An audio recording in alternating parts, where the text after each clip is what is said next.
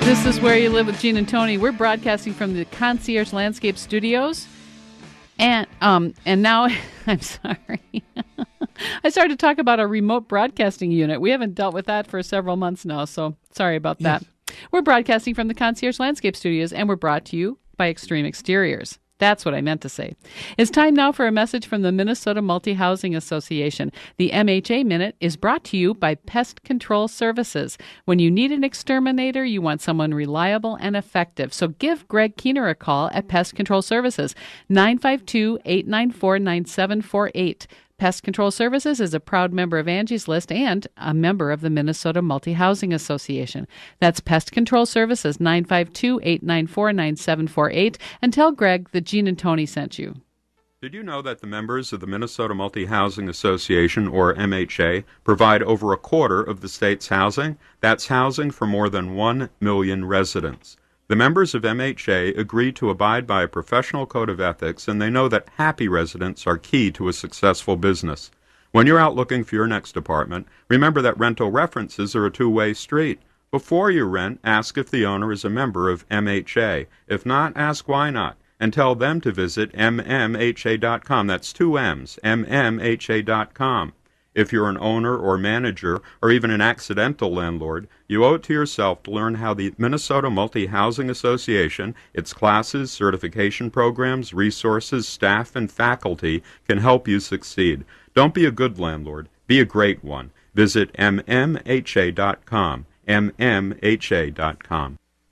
We've been talking about the story out of Florida where investors are buying condo units in bulk, like 90% of a building, and then converting it to a rental property, whether those remaining owners want to or not, right? Yes, and we're right. talking to Dan Greenstein. Dan, I wanted to underline something you said in the last segment about terminating a homeowners association, because I do get that question from time to time, usually from a disgruntled member of a homeowners association. They want to know how to get rid of it.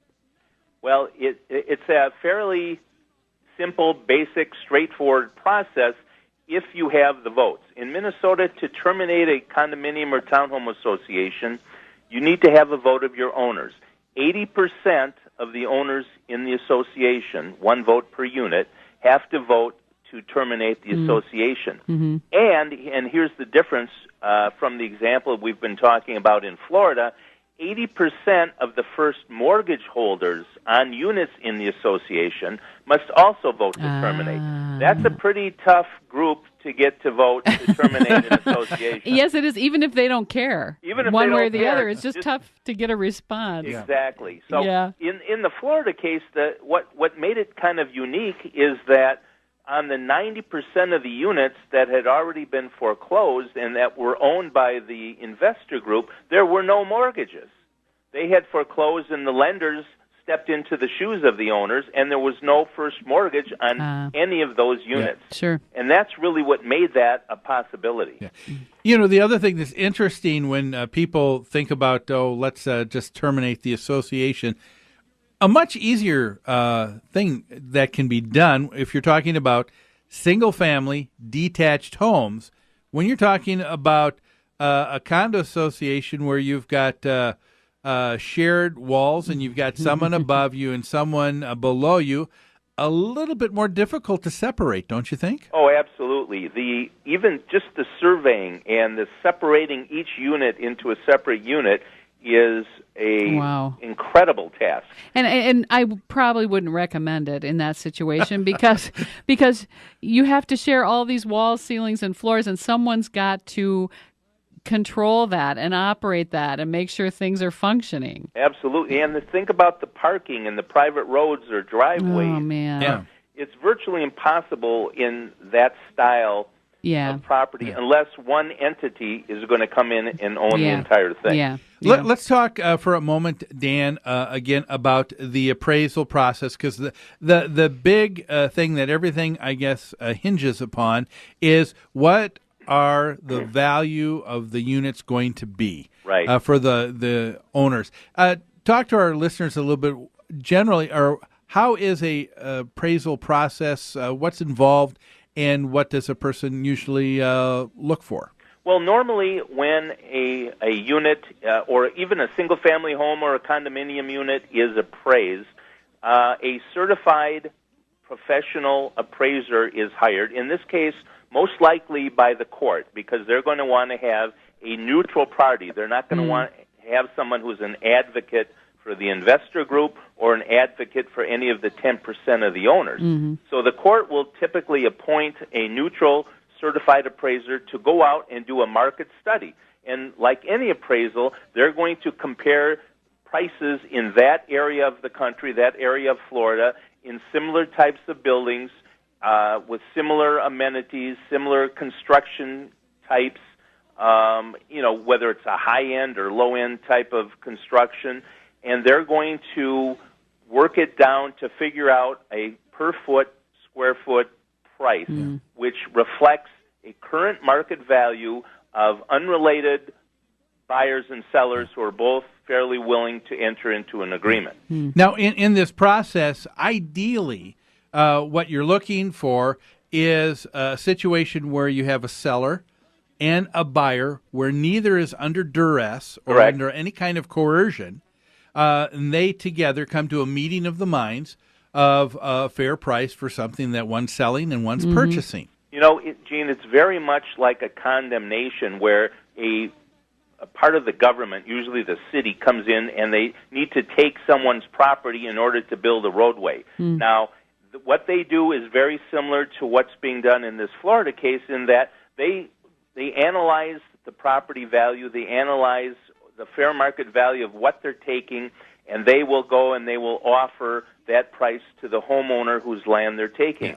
It's very similar to what's going on in Florida, except in this case it's not a government entity taking the property. It's this investor group who put together enough votes so they could terminate and take the property. But it sounds like in this situation, there's no other options for these 10% owners. It sounds like this is... I think that's probably the case. I'm not entirely familiar with Florida law. There is an option for them to try and negotiate.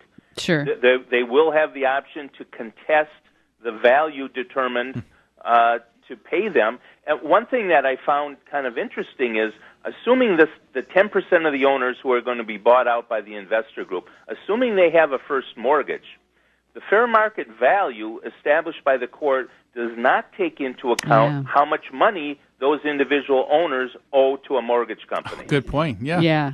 So I can very much foresee a situation where the amount of money that these individual owners are offered is not enough to pay off their mortgage. Yeah. And talk for just a second to our listeners. Some people think, well, boy, I think when I purchased my home, there was something that's called the MIP, the Mortgage Insurance Premium. Hey, is that an insurance policy that just pays off my mortgage and I've got no worries? That's if only that were the case. A misunderstanding. It's a very big misunderstanding. Yeah, it is. And common. Yeah, the mortgage insurance premium is there really to protect the mortgage company. That's right. And it does nothing in terms of offering value to the homeowner. Yeah. What will happen, Dan, or what do you think will happen? Let's say I own a unit, I owe $100,000 on it, and I'm only offered $50,000 in this scenario. What's my mortgage company going to do? Well, in all likelihood, they may step in. They may try and negotiate a higher fair market value.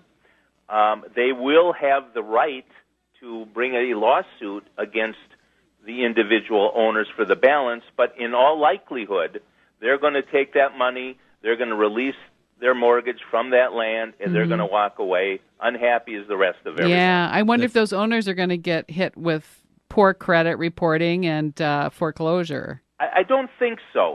It sounds to me, and again, I'm not that familiar with Florida law, but it sounds to me like this is a supervised proceeding by the courts. It's not a foreclosure. Okay. And these homeowners have done nothing wrong to force their lenders for taking, for taking a loss. Yeah. So I would be very surprised if this negatively affects the credit rating of those individuals. Okay. Well, like you said early on, this may be a better situation for these 10% owners than hanging on to the property and trying to live in that condo association. It sounds like it. Yeah. I've seen a similar situation where an owner really didn't want to sell, and what ended up happening is that owner got a very small percentage of ownership in the company that was buying up the condominium units. Yeah. So that might be a possibility. Okay. Although then, of course, you've got to deal with that mortgage lender, and that won't make them very happy. Yeah. Well, as always, Dan, we always appreciate your comments and coming on the show. Thanks so much for being a part of the show today. You are very welcome. Folks, that's Dan Greenstein with Bernick Lifson. We always enjoy Dan on the show. He's great. Say, folks, we've got to take a break right now. Don't go away. We've got a whole nother hour of the show. We've got the tale of two Shirleys. We're going to be talking about the grain baby boomers and also an HOA Twilight Zone. That and so much more in the next hour of Where You Live with Gene and Tony on AM 1280, The Patriot. Back after this.